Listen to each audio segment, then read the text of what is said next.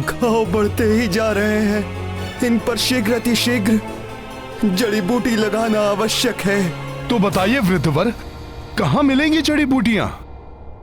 मैं आपके लिए लेकर आता हूं।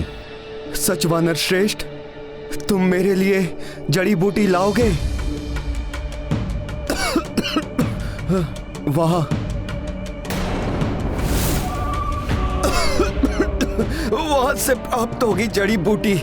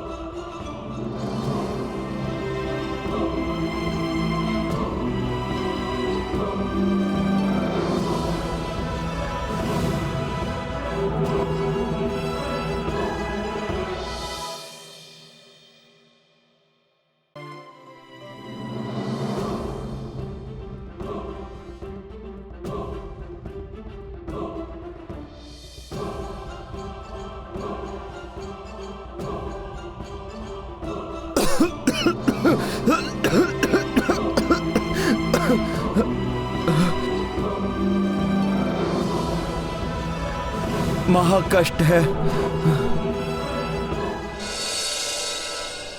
ये गाथा महाबली हनुमत की, रुचिकर लीला राम भगत की। जय जय जय रघुनंदन राम, जय जय जय महाबली हनुमान। क्षण भर में कपि बूटी लाए, हस्त से पीसी लेप लगाए। देख हनुमत सेवा अचंभी, कोढ़ी भेष मह भावुक नंदी। गाथा महाबली हनुमत की, रुचिकर लीला राम भगत की। जय जय जय रघुनंदन राम, जय जय जय महाबली हनुमान।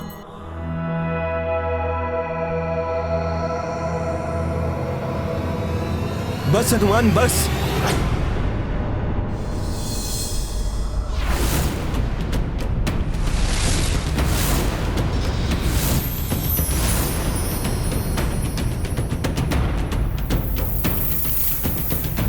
नंदी जी आप?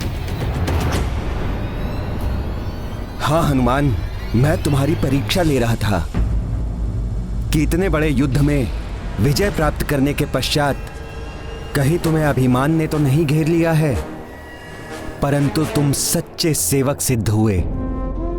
फिर वो चाहे सेवा प्रभु श्री राम की हो या फिर एक अपरिचित कोढ़ी की।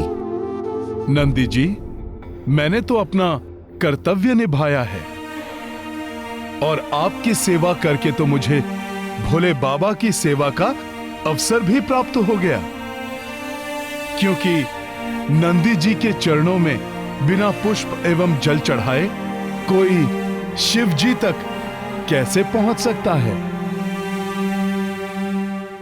किसी भी भक्त की याचना यदि नंदी जी के कानों में पड़ जाए तो वो अवश्य ही मेरे पास पहुंचती हैं।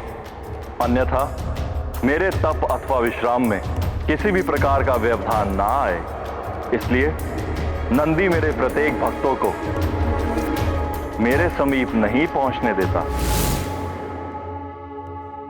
और वैसे भी नंदी जी, रावण के वध का श्रेय तो आपको ही जाता है। आपने ही तो रावण को वानरों से परास्त होने का शाप दिया था। जिन वानरों को तुम इतना तुच्छ समझते हो, उन्हीं वानरों के सम्मुख तुम घुटने टेकने पर विवश हो जाओगे। मेरा क्या है, मैं तो मात्र एक तुच्छ सेवक हूं। सौभाग्य से प्रभु श्री राम की सेवा का अवसर मिल गया मुझे, परंतु आप तो वो हैं जिसने रावण के सर्वनाश को सुनिश्चित कर दिया था। मैं तो मात्र आपके दिए हुए शाप का माध्यम भर था। हाँ, सत्य कह रहे हो हनुमान। नंदी गए तो थे हनुमान के विकारग्रस्त होने की परीक्षा लेने, किंतु स्वयं ही अभिमान के विकार से ग्रस्त होते हुए प्रतीत हो रहे हैं।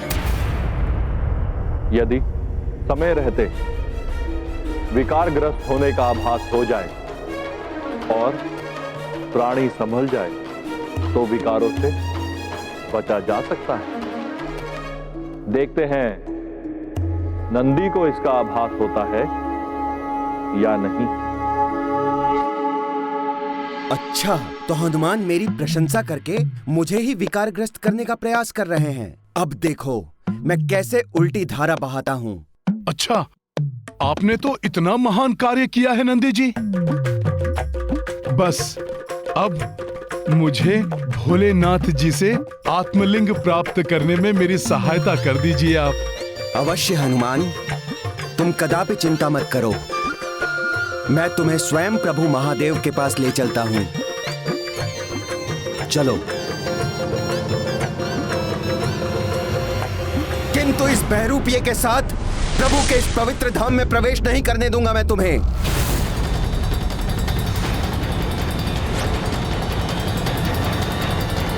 ये क्या?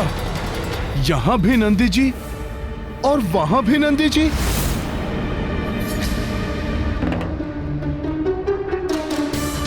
मैं आत्मलिंग लेकर समय पर नहीं पहुंचा तो प्रभु की पूजा का मुहूर्त निकल जाएगा और प्रभु प्रतीक्षा करेंगे तो अयोध्या पहुंचने में विलंब हो सकता है। फिर प्रभु को विलंब होते देख अयोध्या में कहीं कुमार भरत कोई अनिष्ट न कर बैठें।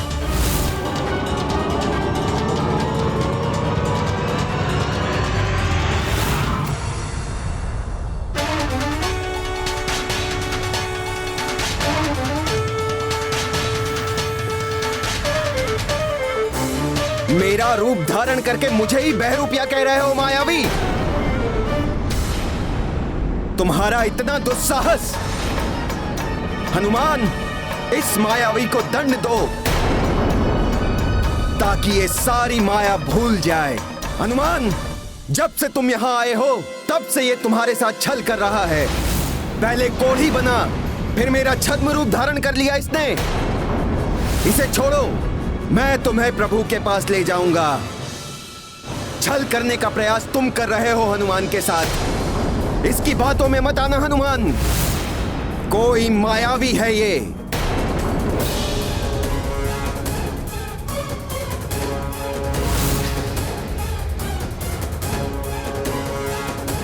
ये दोनों तो समान ही दिखाई दे रहे हैं, जैसे एक दूसरे का ही प्रतिबिंब हो।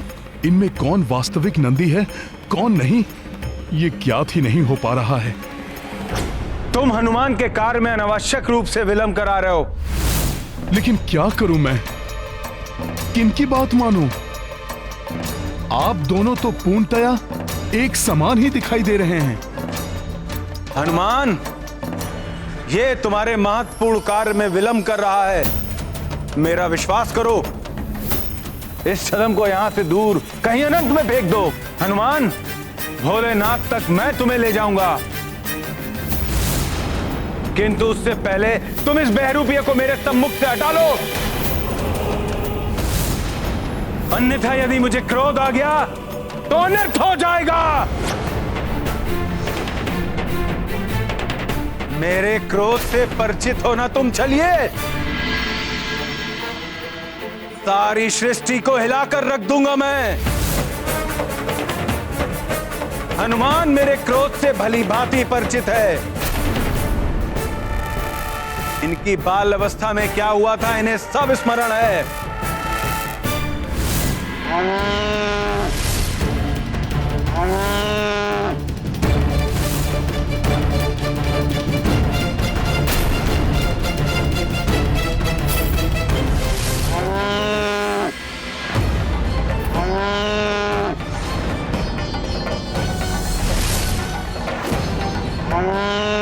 बस बहुत हो गया हनुमान, यदि तुम इसे नहीं हटाओगे यहां से तो मैं इसका अंत कर दूंगा। तो आ जाओ, मैं भी देख लूं कि अंत तुम्हारा मैं करता हूं या तुम मेरा। किंतु मेरे क्रोध की ज्वाला में यदि ये सृष्टि भी भस्म होने लगे तो मुझे दोष मत देना हनुमान।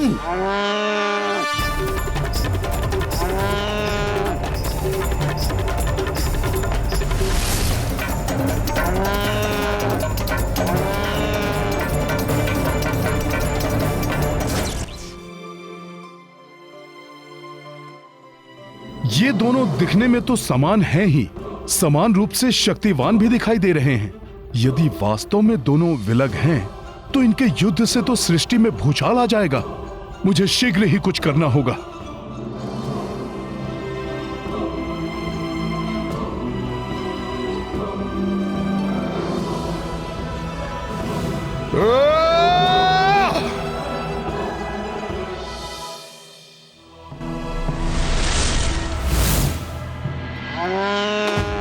रुक जाइए, मैं जान गया हूं कि कौन वास्तविक नंदी है।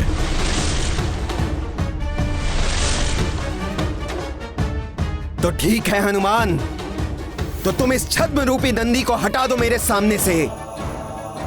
ऐसा ही होगा, किंतु इसके लिए मुझे सर्वप्रथम कैलाश धाम की परिक्रमा करनी होगी। प्रभु भोलेनाथ से आशीर्वाद लेना होगा, जिससे कि मुझसे कोई त्रुटि ना हो पाए।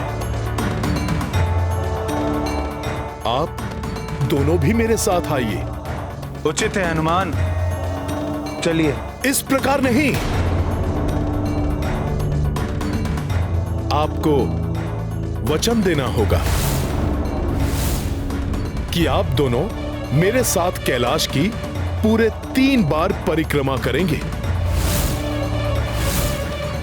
ना 3 से कम और ना 3 से अधिक। उचित है हनुमान, हम वचन देते हैं कि हम परिक्रमा करेंगे, ना ही 3 से कम और ना ही 3 से अधिक।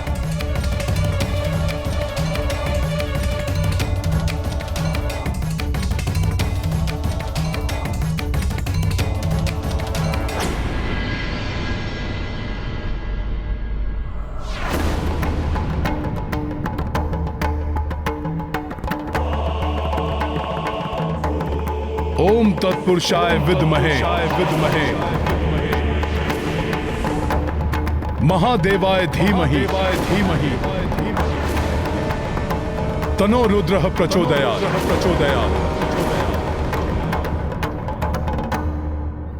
ओहो, हनुमान ने तो अपने बुद्धि चातुर्य से हमें ही उलझा लिया और हम समझ ही नहीं पाए। हम दोनों की एक ही फेरी में 2 परिक्रमा हो गई है। अब यदि एक और फेरी की तो 4 परिक्रमा हो जाएंगी, किंतु हमने तो मात्र 3 ही परिक्रमा का वचन दिया है। ओम तत्पुरुषाय विद्महे महादेवाय धीमहि। अब तो फंस गए हम, क्या करें क्या नहीं, कुछ समझ में नहीं आ रहा है।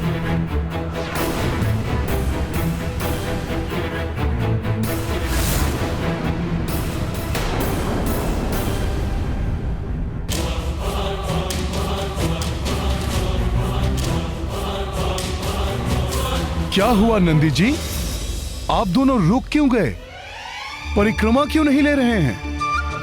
आप दोनों ने तो 3 परिक्रमा लेने का वचन दिया है, ना 3 से अधिक और ना ही 3 से कम। मैं तो हनुमान की कड़ी परीक्षा लेने वाला था, यहाँ तो हनुमान ही मेरी परीक्षा लेने लगे। कैलाश धाम में होकर भी, मेरे भोले बाबा के भक्त होकर भी, 3 परिक्रमा का वचन देकर भी अब आप वचन तोड़ रहे हैं। सोच लीजिए, कैलाश धाम में ऐसा वचन देने का अर्थ है भोले बाबा को ही वचन देना, और यदि अब आपने वचन नहीं निभाया तो बहुत बड़े पाप के भागी बनेंगे आप।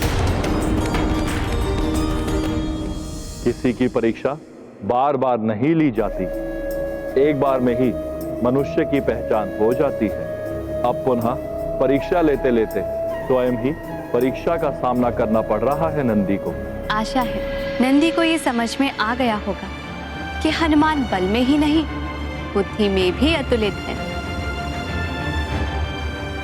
अब तो 2 से 1 हो जाइए और एक परिक्रमा लेकर अपना वचन पूर्ण कीजिए। इसके अतिरिक्त अन्य और कोई विकल्प नहीं है आपके पास। हनुमान, अब मैं पूरी तरह आश्वस्त हो गया हूं कि तुम्हें कोई भी विकार स्पर्श नहीं कर सकता, फिर वो चाहे अभिमान हो या क्रोध, लोभ हो या मोह या फिर मत्सर, सभी विकार तुमसे दूर ही रहेंगे। तो नंदी जी, अब मुझे शीघ्र ही भोले बाबा के पास ले चलिए। अवश्य हनुमान, किंतु ये तृतीय परिक्रमा पूर्ण करने के पश्चात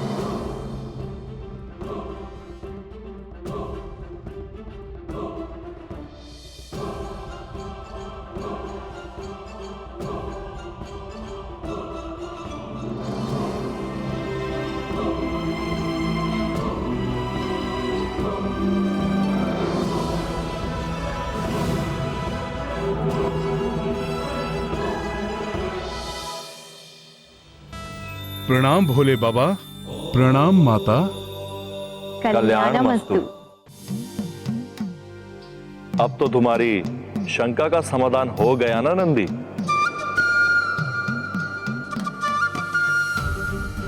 हो गई हनुमान की परीक्षा।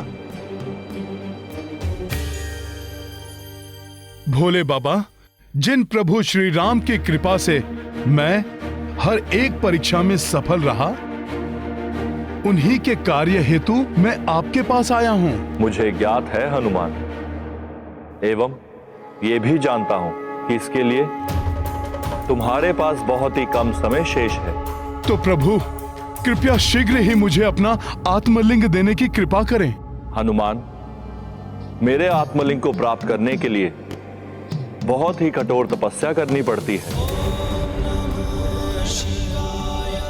रावण ने तो अपने शीश तक मुझे अर्पित कर दिए थे। अब यदि मैं तुम्हें ऐसे ही आत्मलिंग प्रदान कर दूं, तो यह पक्षपात होगा। भोले बाबा, यदि आपने आत्मलिंग नहीं दिया तो प्रभु की पूजा पूर्ण नहीं हो पाएगी। वो ब्रह्म हत्या के पातक से मुक्त कैसे हो पाएंगे? और प्रभु, मुझे पूर्ण विश्वास है कि इस कार्य से कोई पक्षपात नहीं होगा। वो कैसे हनुमान? वो ऐसे प्रभु कि रावण ने तो आपसे आपकी ही वस्तु मांगी थी, परंतु प्रभु श्री राम तो आपसे अपनी वस्तु मांग रहे हैं।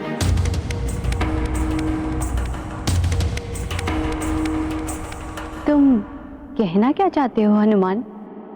माता, भोले बाबा आठों प्रहर प्रभु श्री राम का नाम जपते हैं,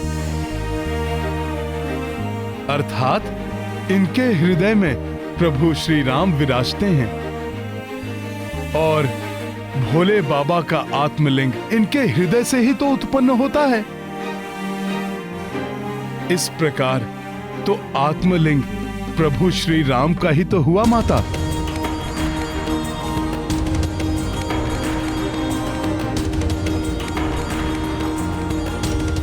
तुम्हारा कथन तो उचित ही है हनुमान। और वैसे भी प्रभु, आप उनसे जुड़े हुए हैं और वो आपसे, तो आप दोनों पृथक ही कहां हैं? अतः आपका आत्मलिंग उन्हीं का तो है।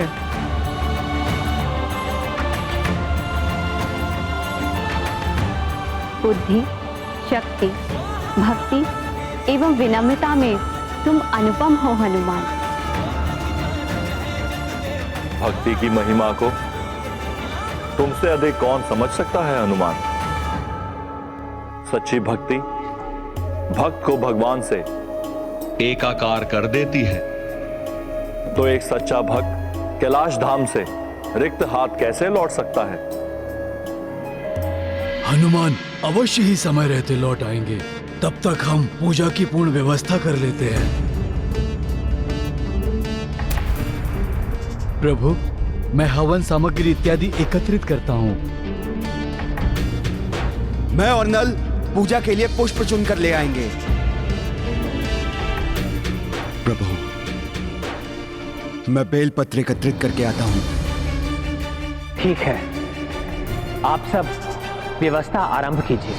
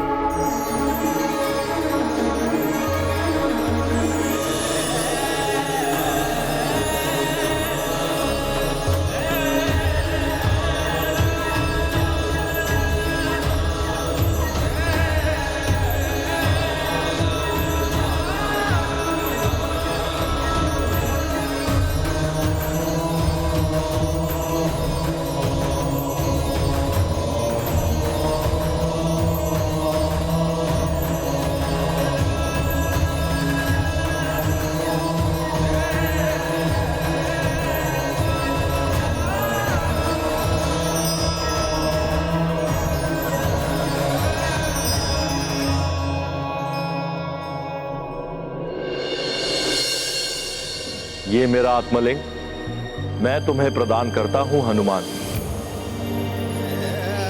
सर्व पातक हरता, सर्व सुख करता है यह आत्मलिंग। इसे तुम श्री राम के पास ले जाओ।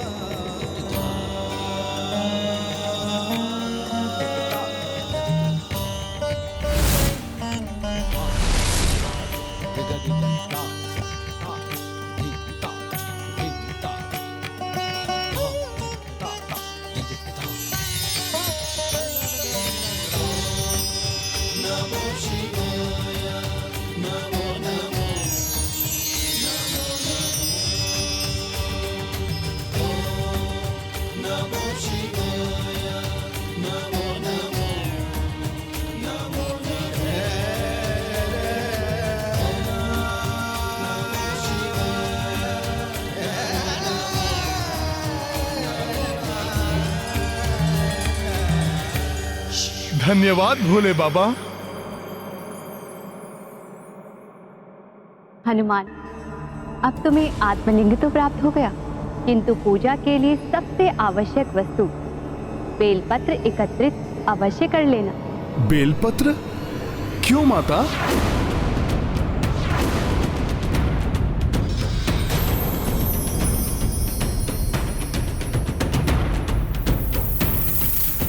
व्यक्ति यदि विनम्रता के साथ बुद्धि और विवेक का प्रयोग करे तो कठिन से कठिन कार्य में सरलता से सफलता प्राप्त कर सकता है।